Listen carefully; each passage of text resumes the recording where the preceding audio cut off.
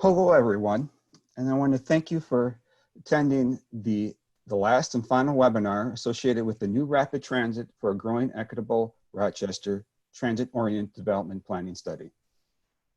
Next. I want to take a second again to thank everyone for taking your time out of your day to participate in this webinar. And I also want to thank everyone for for being patient and being willing to participate through the public process. We understand that we at the City of Rochester understand that your input is valuable to our process, and we want to make sure through this pandemic that we can still reach out and get that information. Once again, today is the third and last phase of a three-phase of the planning study. It began back in February with in-person open houses, and then through the month of April through a virtual process as well. Next. Today is the second of two webinars in our third phase. The first webinar was last Tuesday evening. This webinar will present the same material that was presented last Tuesday as well. You can find a recording of that session and a recording of this session in the future on our project webpage at rochestermm.gov/Rochester TOD. There on the page, you'll also find background information on rapid transit and next steps in the process, more information, including images you'll see today on the stations, organized by the stations. And we'll always want your input, and you can reach us at rapidtransit@rochestermm.gov or 507-328-2025. Next.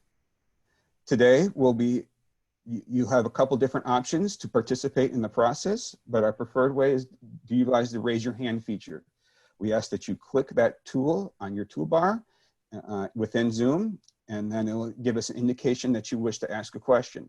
And then hopefully during a couple times through the process, we'll put a pause on the presentation and take a few questions if we can. There is a lot of material that we're trying to present today, so we'll do our best to try to get to it and then get to your questions. We asked after you raise your hand and we come to those pauses that I or someone else will identify you, and you go ahead and please unpause yourself, and then you'll be able to ask your question.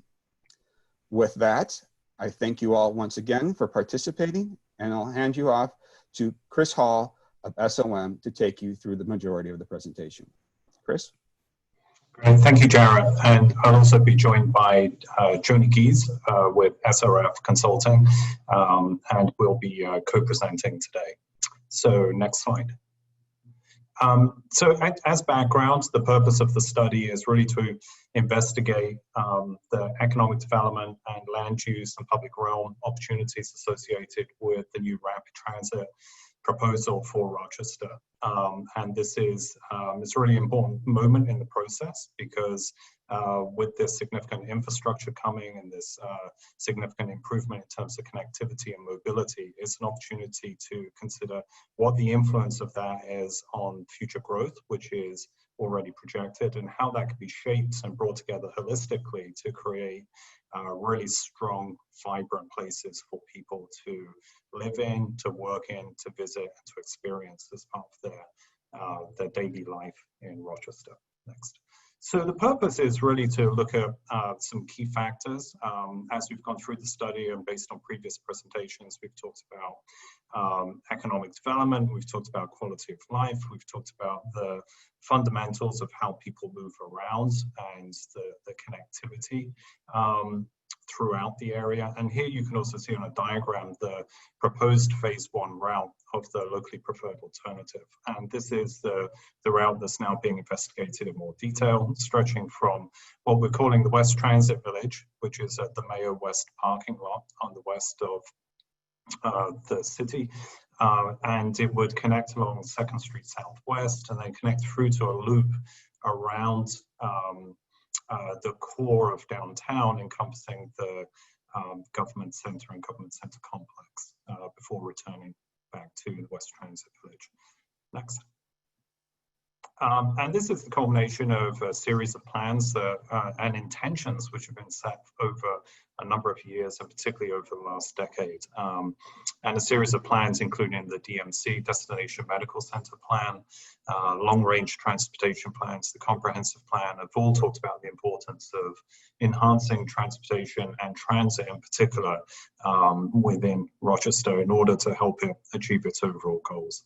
So we are now in the process of looking at the transit-oriented development opportunities associated with that proposal. And as Jared said, there are previous rounds of engagement, and we're now, as you can see, we're in June 2020, and we're starting to talk about the station area concepts and engaging on that. There's a series of steps after this, which will lead up to a funding application for the rapid transit proposal in September. And then what's happening at the same time is a series of engineering and design processes which have begun, and there'll be further engagement opportunities in the fall. Next. So let's talk about the vision. And of course, there's significantly more detailed information available on the website, so we do encourage you to access that information. But what we're going to do today is talk about some of the guiding ideas at the level of the overall vision, some station area segments, and then some individual stations. But the underlying vision is to prioritize well-being. And one of the key ways we can do that is to make sure that we are supporting open space and connections to natural resources and recreation resources, and using this transit opportunity to really push that opportunity forward, as well as creating strong streets and places that people can be active through their daily lives. A strong mobility network. So that means connecting the idea of the rapid transit route to bike connections and other ways of moving around downtown and also the corridor as a whole. And then guiding smart growth, which means steering growth to the places that have the best infrastructure and are the most connected today and will be the most connected in the future. Next. And what we wanted to talk about today in more detail is a series of rapid transit districts. The West Gateway, which is west of Highway 52, the city corridor between Highway 52 and 6th Avenue, the downtown core, which encompasses the loop area we're talking about, as well as the future phase, which is likely to have impacts for the downtown southeast waterfront area. Next. And within those areas, there's a series of stations that we have investigated in more detail because they are important stations in and of themselves, but they're also representative of the range of possibilities and how the vision can be delivered within individual areas. But these are places that will be destinations for people, whether they are commuters, employees, visitors, or residents. And they're also a way of focusing future growth, whether that's housing, jobs, retail, and services, and together bringing that level of activity around a mobility resource will ultimately enable the mode shift away from cars towards other ways of moving around that we're seeking, as well as providing an opportunity to enhance public realm and public spaces that people can use in their daily lives. Next. And so what you'll see, and this is just an introduction, what you'll see is a series of station area concepts, and these are a series of planning concepts which look at development forms and relationships and uses, but also a series of diagrams relating to how we advance connectivity and enhance the public realm around immediate stations, station areas. And we'll also be able to share with you some of the initial ideas on where the platform locations are. And we have a series of questions that we're interested in hearing from you in response to. So what can enhance these station area concepts? And that could be ideas about what kinds of retail or community amenities should be included. You may have questions or ideas about the types of housing that could be included. How can we enhance public spaces as we go through this process? And also thinking about what else could be done to encourage you to walk or bike to the rapid transit stop, so that we really are doing the best we can to encourage people to leave their cars behind if they have one, and find other ways to move around Rochester. So we'll talk through the route segments and station areas, and we'll take a couple of breaks for questions as we go. So the first area we wanted to share with you is the West Gateway. And this is an area, as we've talked about before, stretching from Highway 52 out to the West Transit Village with 2nd Street Southwest as the central street, but also the route for the rapid transit.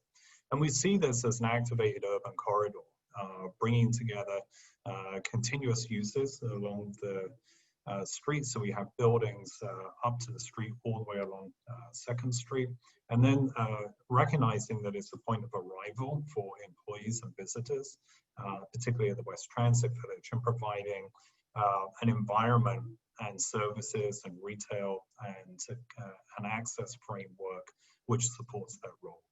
Next. And so this is the overall idea for what the connectivity framework would be in the area, looking at bus, bike, and trail connectivity. And you can see there is indications of where stations would go, looking at the West Transit Village, but also looking at 19th Avenue. And then you can see there's a framework of proposed enhancements to bike paths and connections, as well as the trail system through Cascade Lake, the Cascade Lake area as well. And the objective is really to create a connected framework that allows multiple people to access the stations, but also if people are coming to the stations, providing them with links to a connectivity framework through the area. Next. And there are a series of opportunity sites, which are places that could change over the next 20 years. Some of them are more obvious than others in the sense that they are surface parking lots. In some cases, there is vacant land as well. And there are also a series of lower density uses which may see their own parking lots infill, or some of those activities may actually be incorporated into new development that happens over the next 20 years. But the important thing is change is not mandated by that diagram. It's really looking at opportunities, and it's up to individual landowners to decide how to move those forward. So first place we want to look at is the West Transit Village, which is currently a surface lot next to Cascade Lake. Next. And the idea here is to create a mixed-use transit village, which would be very active. It's a place where people would live. There would be opportunities for shopping and services. Mixed-use buildings, very active ground floors, landscape streets for walking, biking, and transit, and the potential for new homes for Rochester residents. And if we go to the next slide. And one of the key components here is that there is a western terminus station for the transit route, and that's placed on a new grid of streets which would be organized through the site and would also organize a series of development blocks. The new development and new parking facilities would be incorporated within, but it's also a development framework which creates new open spaces and defines open spaces that can be used by residents of the city as well as residents of this area. We see this as a place that would have housing, it would have retail, have some potential for local office, potentially facing 2nd Street, but also employee and visitor parking. We see this as a place that would be very, very dynamic during working hours as people drive in from elsewhere, park in the facilities here, and then transfer to transit to allow them to get to jobs in the downtown core or at St. Mary's or other locations. But we also see this as a very high quality place. The station location would support retail and potentially some cafe and food and beverage at those locations. And then on weekends, maybe where there is less commuter traffic, this is a place that people could use as a recreation resource, as an open space resource, as a place that they can come to visit or stop at the end of a loop around the city. Next. So Jody, do you want to talk us through some of the connectivity and public realm concepts? Absolutely. And one of the key public realm features of the West Transit Village is the significant open space feature that runs through the heart of the West Transit Village, which really creates both a physical and a visual connection between 2nd Street and Cascade Lake Park. And we really, as Chris had mentioned, really want this to be very supportive of walking, this entire transit village. Therefore, all of the streets are going to be lined on both sides with generous sidewalks that will also be supported with street trees along all of the streets. In addition, pedestrian level lighting will be put throughout the district to really help walkers feel that they are safe and secure as they are moving through this district in the evening hours. And we really want to be supportive of walking, not only for the new area residents, but also those folks who are commuters and also visitors to the retail establishments within this area. And then finally, we're also proposing to integrate some sustainability principles into this transit village by harvesting stormwater and using that harvested stormwater as a source of irrigation water for all the new street trees. Next. So this is a section through 2nd Street, and we are looking to the east or towards downtown. And once again, what we're really looking about is trying to, well, let me back up.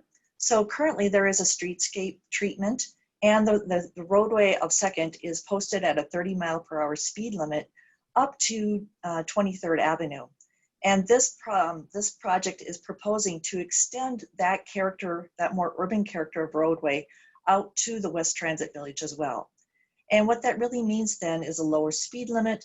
There would be pedestrian walkways on both sides of the street that are set back from the street with landscaped boulevards that include street trees and pedestrian level lighting. This is showing the concept of buffered bike lanes on the street to make sure that there is comfort for those bicyclists who are also biking along 2nd. And then finally, in the West Transit Village, new buildings would actually be brought up closer to the street right away, so that the buildings themselves are helping to define 2nd Street as a public realm space in and of itself. Next. Okay, so the next station area is at 19th Avenue Southwest. Next. So we see this as a new community hub, recognizing the nature of the neighborhood around the area, but also recognizing that this is a place that people will be able to access rapid transit, and that creates an opportunity for additional services, whether that's retail or community services. And it's also an opportunity for transit-oriented development, which would be sensitive to the scale of the neighborhood and the scale of the streets and the surrounding fabric. That would include mixed-use buildings, which are activated at the ground floor. And as part of this, we'd also be looking at enhancing streetscape and public realm, building off the good work that's been done already on 2nd Street. So this is the concept, and you can see here that we've organized a series of development blocks around the intersection of 9th Avenue and 2nd Street Southwest. This is an opportunity to bring some retail and community services right at that intersection and close to where station platforms would be located. It's a relatively modest scale of development with 4- and 5-story buildings here. And then the idea is that those heights potentially step away as you get further away from the station platforms themselves. And potentially have a more residential emphasis where it's more mixed use and more active immediately around the station area. And one of the important things here is also creating that new connection, enhancing the connection through to Cascade Lake Park and Sunbury West Park as well. So Joni? And from a public realm standpoint, let me just point out that the light blue boxes are the areas that would be the station platforms for the rapid transit. And really one of the key goals for this area, once again, as Chris said, is really just to reinforce the strong streetscape that is already occurring in this area, and really wanting to create a very comfortable environment for area residents and patrons for the new possible businesses that will occur here. And one of the key features I'd like to point out is the idea of incorporating some raised crosswalks along 19th Avenue. This would mean keeping the sidewalk up at the sidewalk level, and this really would be providing access benefit for people who are using mobility devices. Another feature we're proposing is the addition of a plaza space on the north side of 2nd Street, west of 19th Avenue. And this is really would be, once again, a plaza space that could help to activate the area for transit patrons and also be able to be supportive of adjacent retail uses if that occurs in that building. It also provides a strong visual connection up to West Zumbro Park and help people understand that there is this significant and worthwhile green space for them to easily get to from this station area. Next. Once again, another section through 2nd Street on the east side of 19th Avenue, once again looking towards downtown. And in the roadway itself, we are showing lanes that are travel lanes that are dedicated to business access and transit. But in addition, we're also preserving the existing on-street bike lanes in this area. We are also proposing that sidewalks in this area be widened out to a 10-foot width. And this is consistent with the TOD corridor zoning for this area. And finally, once again, bringing those buildings up close to the right-of-way, once again, to really try to help use those buildings to define define 2nd Street as a public realm open space and a place to be in and of itself. Next. Yeah, so we wanted to take the opportunity to and stop here and see if anybody had any immediate questions before we go on to the other areas. Yes, at this time we'll ask that you raise your hand, and we'll try to get to your questions. We have a bunch of hands being raised. So let's first I think Joel was first. Joel, if you could go ahead and unmute yourself, and we can hopefully hear you and ask your question.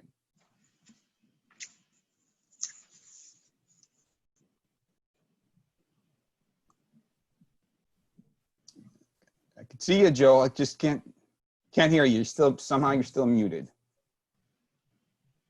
There you go. How about now? You're good. Yep. Okay, something just popped in my head as I was looking. I'm thinking more about the bicycles in this area for that transit village. Is there like an idea or a spot for, like, say, a bike corral so people could bike there, transit elsewhere, then come back and get their bikes later and then bike back to wherever they originally came from? And Joel, that is a great question, and my apologies I didn't point that out, but on the diagrams, actually, you will see little icons there, and the intent is that there would be space dedicated to each of the platforms for secure storage of bicyclists, and also spaces there to stage for shared mobility, something to the effect of like maybe motorized scooters. So we definitely want to be able to encourage people to ride their bicycles and be able to store their bicycles securely at those stations, and then be able to get on and use the transit service. Thank you. Thank you for your question, Joel. We'll continue to try to work that on in as the project develops. April has raised her hand.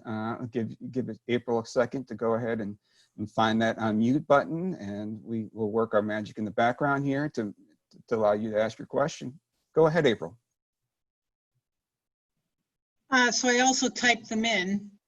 I don't see any solar on roofs or green roofs on public buildings or anything in that area. And are we looking at underground parking with street level shops and housing? Yeah, maybe I could take that. Yeah, it's really interesting, your question on solar panels and green roofs. I think that's certainly something we would want to incorporate. And as we take this through to the next stage, we're starting to work up some design guidelines, and those sorts of elements would certainly be included. I think we would really encourage that kind of activity.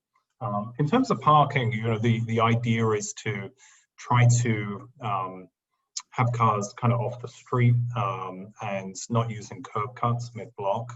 So the idea is that as development occurs, we're finding places for parking either behind buildings or enclosed within the structure itself. So it's incorporated in the structure.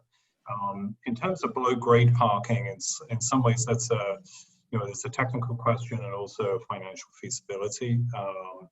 We tend to find that we're able to get underground parking where there's a greater scale of development, but it'll be on a kind of case-by-case basis. I think for example, in 19th Avenue, given the scales we're talking about, it's more likely to be enclosed, but as time goes along, then maybe it could go below grade also.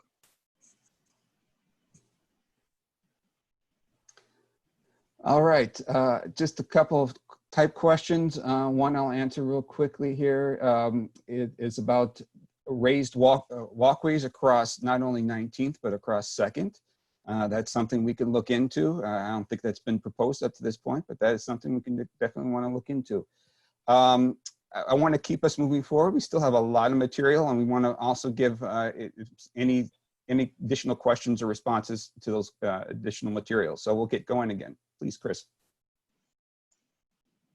Okay, so the next segment we're looking at is the city corridor, which is between Highway 52 and 6th Avenue. And we see this as a diverse city scale corridor, really enhancing that connection between downtown and St. Mary's, but recognizing that as the city grows, this is a corridor which is likely to become more city scale in its character. And you can see it actually has a lot of existing connections already, and some of these will be enhanced. And then the idea is to have stations right at the entrance to St. Mary's on 2nd, also at 9th, and then at 6th. And again, there are a series of opportunity areas that we expect to see change over the next 20 years. Next. And the first area I think we're going to delve into, this is just a station analysis and kind of public realm analysis for the, oh, actually, no, this is 9th Avenue Southwest. So yeah, this is an area that we're really interested in bringing together some ideas for expanding healthcare and patient care around St. Mary's, but also other infill development opportunities. So next. So an idea for an expanded health district. Other uses including hospitality, retail and housing, but new public spaces for people to use, and then enhanced streetscape and public realm. Next. And you can see here, this is an idea of expanding from St. Mary's, and on the south side of the street are focused on patient care, bioscience and med tech. And this is an idea that's continuing on from previous plans, but we're organizing it to relate to this rapid transit proposal. Then on the south side, hotel and hospitality, and with some retail food and beverage, and some stepping down in terms of the heights in order to facilitate transition in terms of heights through to surrounding neighborhoods. Next. Joni. So a key public realm feature of this area, and let me just note that we are just kind of one block further to the east or closer to downtown on this illustration, with 9th Avenue coming in on the south side of the graphic. And you will also note, to kind of go back to Joel's question earlier, we are then once again showing these icons adjacent to the platforms once again to host that staging that area for shared mobility and places for bicycle parking.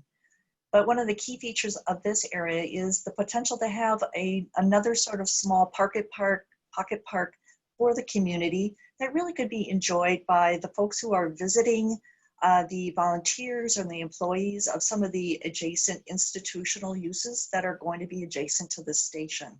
In addition, we're proposing a mid-block pedestrian way that would connect 2nd Street all the way up to Center Street to once again provide enhanced connectivity for pedestrians down to this station in the future. And this is another location across 9th Avenue where we are proposing that there be a raised crosswalk across 9th Avenue. Next. And once again, on the section through 2nd Street looking towards downtown, you will see that there are, once again, lanes that are dedicated for business access and transit. The intent is to preserve the existing landscape median islands right now that are hosting some rain gardens, and we want to make sure that we keep those and maintain those. Once again, in this area, proposing that there be 10-foot sidewalks at a minimum lining both sides of the street, set back from the roadway with landscape boulevards with street trees and pedestrian lights. And then just once again, having those buildings coming up close to the street. Next. Okay, next area we're looking at is on 2nd Street and 6th Avenue. Next. And this is really a downtown gateway. When you travel along 2nd Street Southwest, you feel like you're entering into the core of the downtown when you reach this area. So we wanted to recognize that as a gateway, recognizing the wellness focus of this area. As we're transitioning into a place of significant concentration of patient care, research, and education facilities relating to health. It's also a place where we could see urban living, so a strong residential component, recognizing that it's a transition to surrounding residential neighborhoods. And there's potential here for a range of housing for different income types as well. Next. And a similar concept as you've seen before in terms of organizing taller buildings and the greatest mix of use right at the intersection. So in this case, you can see there is hotel, there is office, there is residential, there is some retail and service at the ground floor. So creating a really dynamic intersection, lots of different activities, but also this coming together of transit, enhanced bikeways through the area, and supporting public realm and walkability. And then a stepping down in heights and densities as we move a little further away from the intersection and allowing that transition to surrounding areas. Next. So with the public realm, once again, showing the platforms on what we call the far side of the intersections. And as Chris has stated, because this really is coming into the downtown gateway, not only are we proposing 10-foot sidewalks along 2nd Street, but we are also proposing that the sidewalks along 6th Avenue also increase in their width, because we envision that employees are going to be getting on and off the transit at this station, and we want to make sure that we are providing a comfortable experience for them as they walk to and from their places of employment with that. This is also a very significant connection from a bikeway standpoint, because 6th Avenue can then, bikeway features on 6th Avenue can extend all the way down to Soldiers Field and north up to the Cascade Creek Regional Trail Network from this location. And once again, looking at the cross section, with this, as Chris mentioned, that the uses are kind of transitioning here. And so depending on what the uses might be on that ground floor, whether it's office or whether it's retail or hotel uses, we really envision that this area, that space between the right-of-way and the building setbacks are really an opportunity to further activate the street and have the uses in that space, really support what's in the building, but also help to create a dynamic space along the street. And finally, there are some significant mature street trees just east of this intersection. And we really want to make sure that we are, to the best of our ability, trying to preserve those existing street trees because they truly are a benefit to the community. Okay. Do we want to take a few questions here, Jarrett? If anybody had questions on that section? Yeah, if anyone would like to go ahead and raise their hand and ask a question, we would love to take that right now. We have our 35 rough attendees today are very creative and coming up with very creative ideas. One that I will point to Joni is the idea of a pedestrian scramble light. Joni, can you explain what that means and what might be the benefits of some feature like that? Oh, so I would love to. A pedestrian scramble is actually a way of timing your traffic signals so that typically you have the signals so that, first your vehicles and your pedestrians are going, let's say, east-west, and then you stop it, and then you stop that traffic, and then you then allow your vehicles and your pedestrians to go north-south. With a scramble is that you actually shut down the intersection to all vehicular movement. And then you open it up so that pedestrians can circulate freely through that intersection. They could, if they want to, they can make a diagonal movement from northeast to southwest. So, it's a very great place, a great experience for pedestrians. It really promotes their walkability. The trade-off then is for the vehicles. So I think that's a very interesting suggestion, and we will certainly be bringing that forward for additional discussion and evaluation within the team. Thank you. Thank you, Joni. We also have a question that came on in asking about if we've thought about affordable daycare centers at the West Transit Village. I think that is the concept that we're trying to look at, is trying to create a live, work, play environment. Chris, did you want to add anything to that comment? Or? Yeah, I think it's a really interesting idea and kind of an obvious place for it in some ways. So we've incorporated in the concept some spaces that, you know, they're kind of to be determined, but they could be office, they could be community service, or they could be a daycare facility as well. I mean, it would be be a great place to, if you're under 5 years old, to spend your day next to Cascade Park and the new open space. So yeah, it's certainly completely feasible as an idea. And then the one last question that we had received, I'll turn back to Joni, was the question of benches. Are we looking at benches in our new revitalized Second Street corridor? Yes, we are.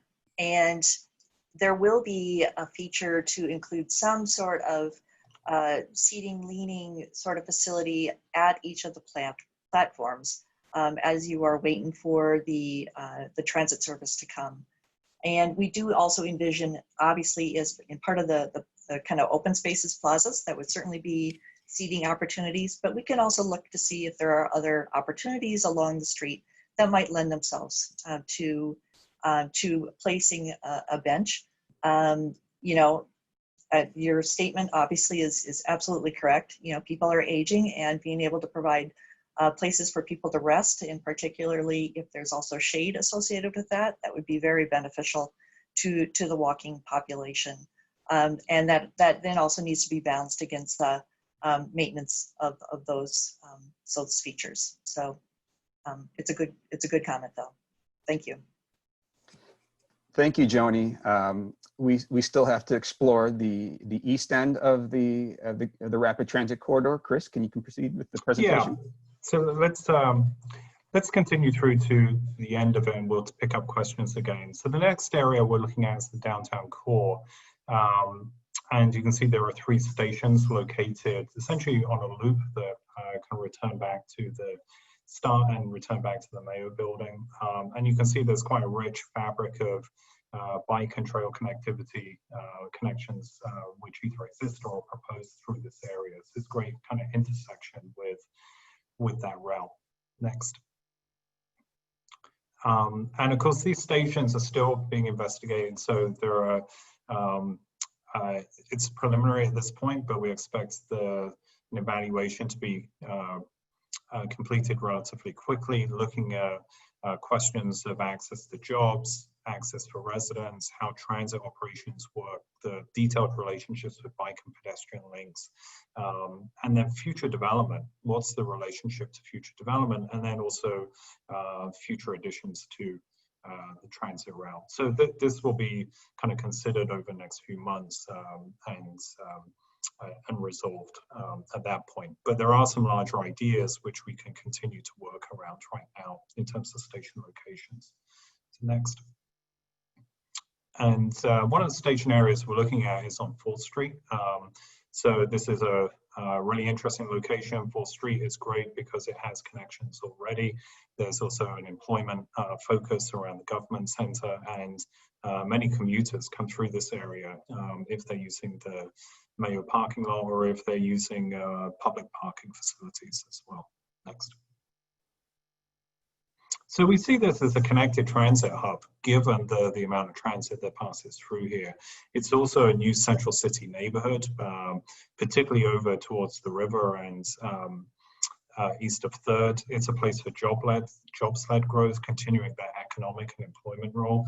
And we also think this should be a place that has a network of smaller open spaces. And that's something we're really picking up in this moment, that people want to have open spaces close to work or to home so they can get outside if there are any shelter-in-place requirements. Next. And so this is the idea, you know, it's very mixed use around the intersection of 3rd and Fourth, potentially with hotel and employment, and then you can see it's more residential as we move away from that intersection, and as we get closer to the river and as we get closer to surrounding neighborhoods. But a very connected place and a very kind of dynamic neighborhood.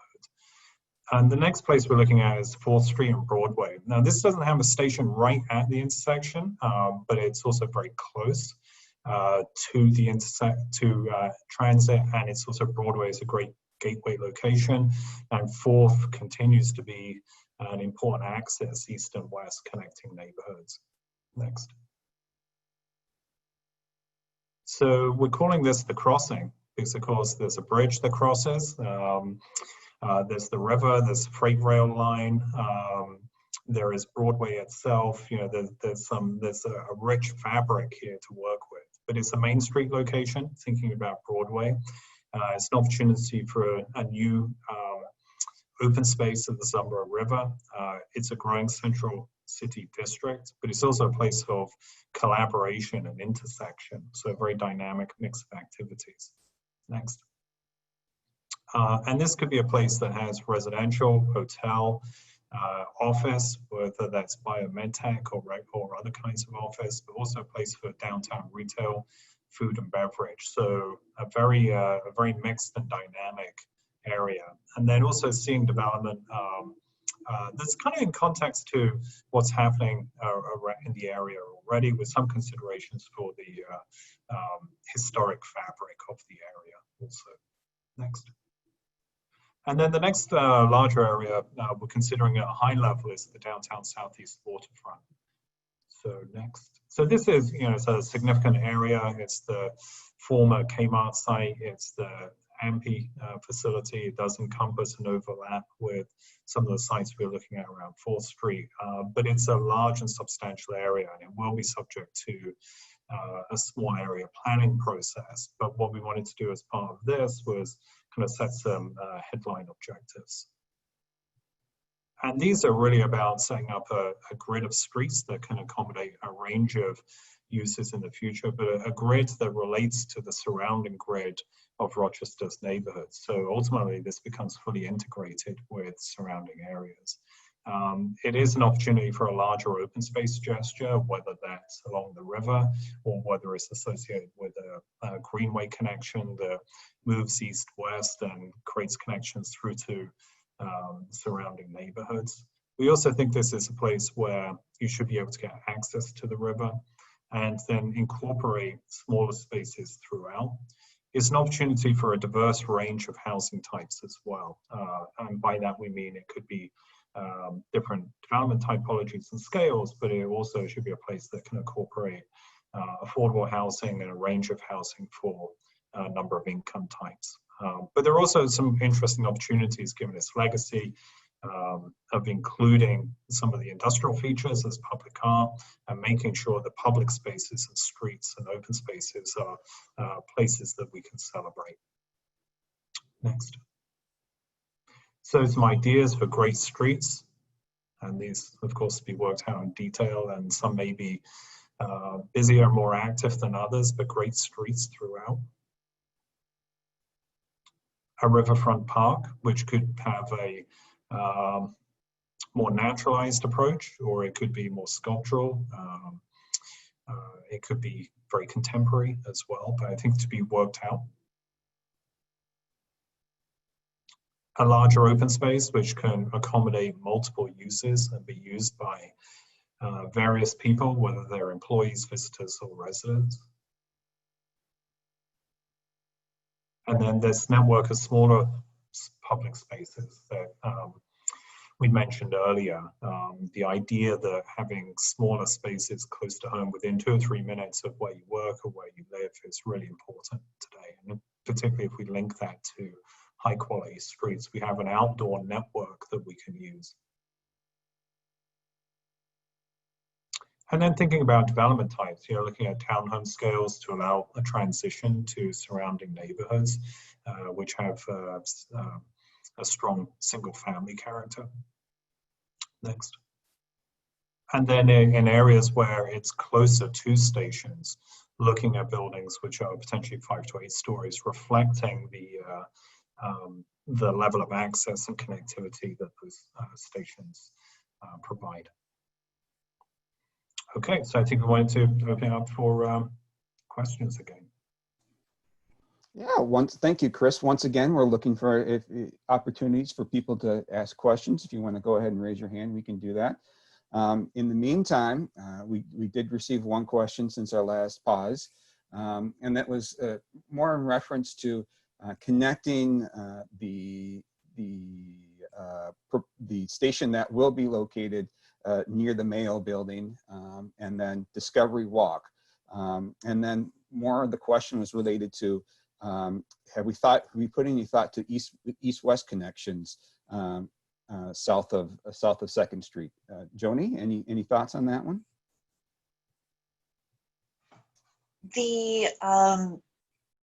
With the proposed station at the intersection, along right next to the Mayo building, or in that downtown area, would really be a 1 block walk to the Discovery Square. We feel that is a very doable walk to be able to make that connection between that station and Discovery Square. And we feel that the whole upgrade of 2nd Street, and all the investment that's going downtown, that will be a very seamless experience. And then I'm not sure that I'm quite understanding the second question. It was the third street over to the river. Was that? I'm not sure. Could you put it out one more time, please? Okay. Well, we have three people that have raised their hands. So let's go ahead and let these folks have an opportunity to ask the questions. The first hand raised was April again. April, you can go ahead and unmute yourself and ask your question. Thank you. So at the earlier session in February, it sounded like the southeast hub was going to be in the fairgrounds area. Now I'm confused about where that southeast transit hub is. Is that now moved closer into town to the Ampey site? Or is that just a development area and a park area that you're talking about for that southeast transit hub?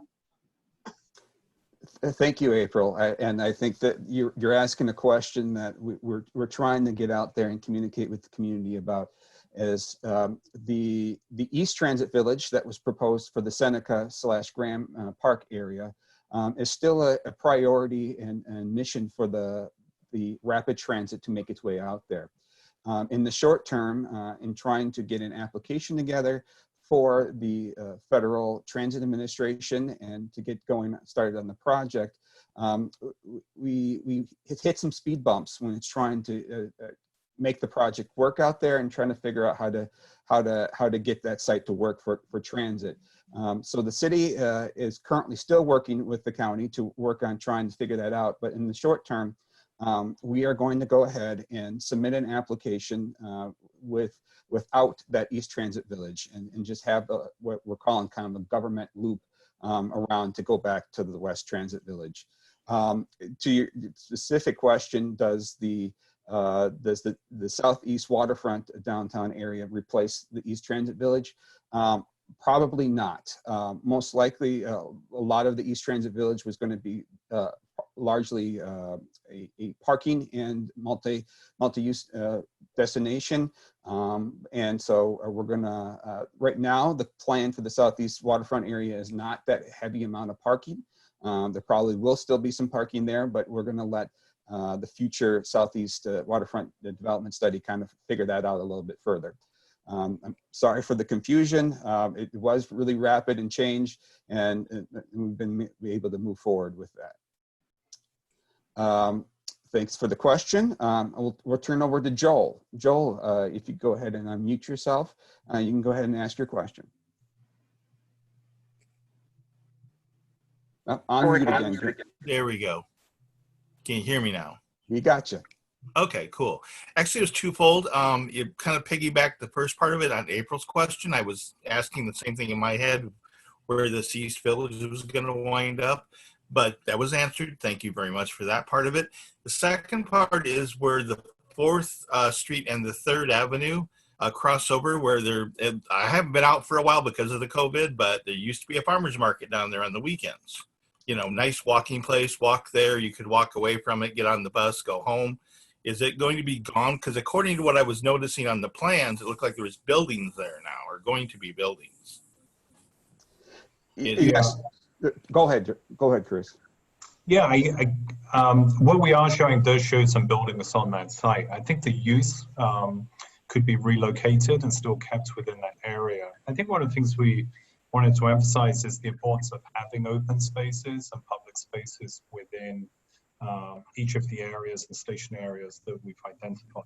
So the use is great. So part of the process in terms of implementation will be figuring out where the farmers market can be in the future. So it should certainly, you know, it's highly valued, and in the future with rapid transit, you'll be able to get to it even quicker. And, yeah, if I can, but yes, thank you. All right, I appreciate the information. Thank you very much. Okay.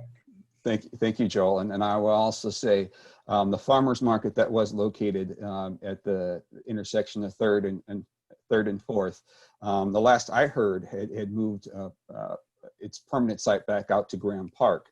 So that site is no longer being used. But at the same time, I'm unaware with the current situation of the pandemic if the farmers market's even going on. So I'll have to do a little research myself on that one. We have a question. Chris has raised his hand. Chris, can you go ahead and unmute yourself and so that you can allow you to ask your question?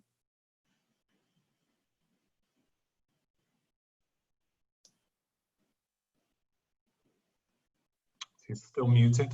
Yep, Chris is still muted. Let's see. We have a comment that came on in that the future station at the Mayo building should be aligned with Discovery Walk. Oh, yes, I'm sorry, Chris. I didn't mean to raise my hand. I'm lowering my hand. Thank you, Chris. But Chris did submit a comment about the station at Mayo building aligned with Discovery Walk. That I think that is still a high goal and priority. We've already started looking into the operations on trying to make that work. And then Holly came on in and said, did she see a bridge at 6th Street crossing the Zumbo River? The response, Holly, is yes. We are proposing that, and maybe I'll let Chris put in his comments on that. Yeah, it's something that we have been showing in previous rounds as well. And this is an idea of a connection across the river. And one of the things it does, it provides another east-west connection across the center of the city and allows people to kind of essentially get from river to river. And it also feels like it's an important component of seeing the evolution of the downtown southeast waterfront area, that it has a series of connections, north, east, as well as west and south. And part of the discussion is exactly what the nature of that bridge will be in the future. At a minimum, it's bike and pedestrian, but I think we'd encourage that it also is able to carry traffic. And then it gets into more detailed questions of, is there a regular intersection with Broadway, or does it become a fully signalized intersection? So those are all kind of components for later, but the idea of that, of having that connection there was brought forward from previous plans. It's been identified as in previous iterations, and particularly around the bike connection there. Yeah, and I'll go ahead and pick up and put it out there that it's going to be a strong recommendation of this document to go ahead and recommend that bridge. We've already started in that southeast waterfront downtown area, and we'll see what comments and ideas come out of that document for a bridge at 6th Street. But I think there's a strong recommend, at least at the very least, there's a strong recommendation coming out of this document. I did receive a note from one of my teammates that the farmer's market has moved to Graham and is happening this summer on Saturday mornings, if there was any question in that. So thank you, Jamie, for having my back on that one. I'll take a second to say if there's any other questions that someone wants to raise their hand or submit that. We would love to hear that because we have a few more minutes before the top of the hour. But with that, maybe we'll start to close down the session. And Chris or Joni, any last things you'd like to say? I think, do we actually move on to the next slide? Jonah, can you move us on? And then the next one after this. So this is, and you'll see more of these, but this is really, just an initial quick take of what could the future hold? If we bring these ideas of prioritizing well-being, a strong mobility network, guiding smart growth. This is in some ways an early representation of what the future could hold, and this is a second and sixth. I think this reflects and illustrates the richness of experience, the level of activity, and the quality of place that is eventually created. So I think with that, do we want to recap for people what the resources are that they have to access the material online? Thank you, Chris, for the reminder. Yes, once again, this webinar will be uploaded, a video recording of it will be uploaded to the website. That website, once again, is rochestermm.gov/Rochester TOD. And on there, you'll find not only the recordings, but you'll see all of the same images organized by stations. So you can get more detail in that manner. And then we also, after you've reviewed some of that information, we would love to hear some of your comments and questions and concerns. You can send us an email at rapidtransit@rochestermm.gov or by giving us a call at 507-328-2025. And I want to take a second to also say that we are hopefully in the very near future, as a way to try to promote the project a little further, you should be seeing signs at locations, at the station proposed station locations coming out of this project to help communicate with the community about what the future project and maybe get additional views on the website and some of these images. I also want to say that before we close down totally, that after this session ends, you will be asked, a pop-up will probably come up on your screen, and it'll be a short survey. We ask you just provide how you thought the webinar went, and if you have any additional comments or questions about the current project or any concerns moving forward about the project, please submit those in part of that survey. Let's see, we did have one last question. Just more of a comment about agreeing with the bridge on 6. So thank you for that comment. Any last words from you, Chris? No, just thank you everybody for taking time out of your day. And if you have further questions, please use the resources available and we'll be happy to try and respond. Thank you. Yes, thank you once again and for everyone's attendance and look forward to seeing those comments and questions come on in. Thank you. Have a good day.